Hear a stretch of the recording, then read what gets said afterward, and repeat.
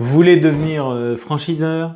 Formidable. Attention quand même à certains obstacles. Vous avez connu la réussite dans votre activité, bravo! Et vous pouvez en être fier sans aucun doute. Vous voulez maintenant partager votre succès et votre savoir-faire avéré en permettant à d'autres entrepreneurs de dupliquer votre concept.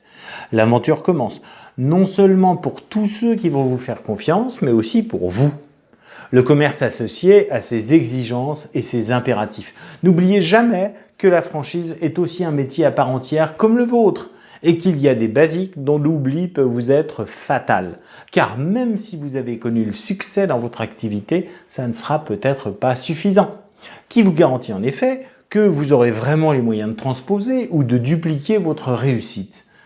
Avant de vous lancer en franchise, retenez quand même un chiffre. 70% des nouvelles franchises qui se lancent disparaissent entre leur 3e et leur 5e année.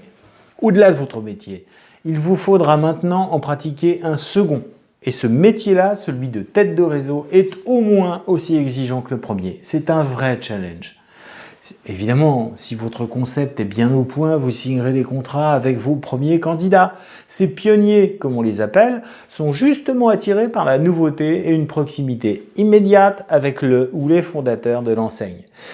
L'attrait du lancement ne dure pas malgré tout. Il vous faudra rapidement structurer votre savoir-faire et votre organisation. Le niveau d'exigence de vos affiliés et de leurs clients va augmenter sans cesse. Il vous contraindra à proposer régulièrement des nouveautés. L'objectif est de garder en toutes circonstances votre légitimité aux yeux des membres du réseau, en restant constamment utile à chacun d'entre eux, en inventant de nouveaux services, en inventant de nouveaux produits, en faisant évoluer votre image. L'obsolescence est une menace à laquelle ont succombé trop de réseaux. On en reparlera d'ailleurs.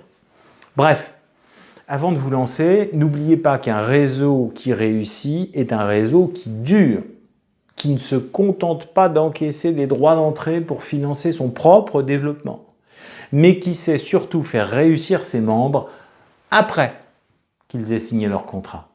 Et je vous dis ça en toute franchise.